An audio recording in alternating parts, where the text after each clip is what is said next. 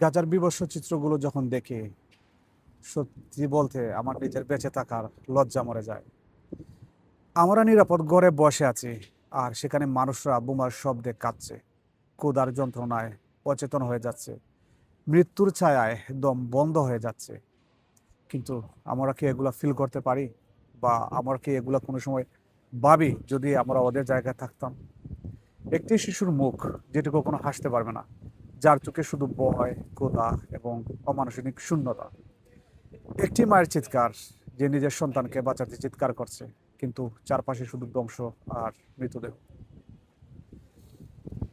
প্রচ- গাজা প্রতিটি ছবি শুধু ছবি নয়, এগুলো হলো মানবতার মৃতদেহের চিৎকার, বিশ্বাসী মৃত্যু, নীরবতায় হত্যা।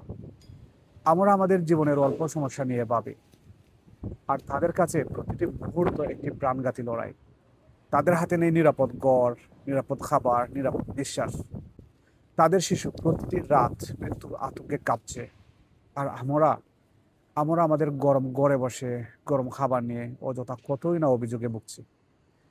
আমরা তাদের যন্ত্রণা দেখি, কিন্তু মনের গভীরতম স্তরে আমাদের দায়বোধ শুয়ে থাকে। গাজার ছবি আমাদের শুধু দুঃখ দেয় না, এগুলো আমাদের অন্তরকে কাঁপিয়ে দেয়, আমাদের স্বাচ্ছন্দ্যবোধের উপর লজ্জা দেয়।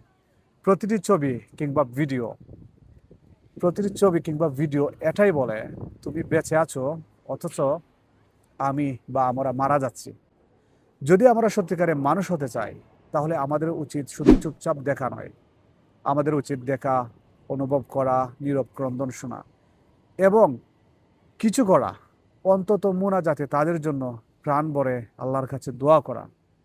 তাদের প্রতিটি ছবি বা ভিডিও আমাদের বলে, মানুষ মারা যাচ্ছে আর তুমি বসে আছো। আজ আমাদের স্বাচ্ছন্দ্য তাদের কষ্টের উপর নির্মম অবমাননা। এটি শুধু চুপ করে দেয় না, এটি আমাদের মনকে কাঁপিয়ে দেয়, আত্মাকে প্রশ্ন করে, আমরা কি সত্যিই মানুষ?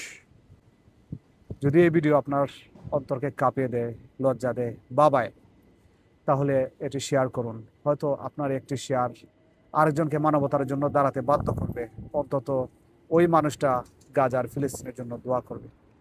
আমরা যদি একদিন সত্যিকারের মানবতা চাই, আমরা যদি একদিন সত্যিকারের ন্যায় চাই, তাহলে আজই আমাদের চুপ খুলতে হবে, আমাদের অন্তরকে জাগাতে হবে, আর মানবতার জন্য দাঁড়াতে হবে। আল্লাহ হাফিজ।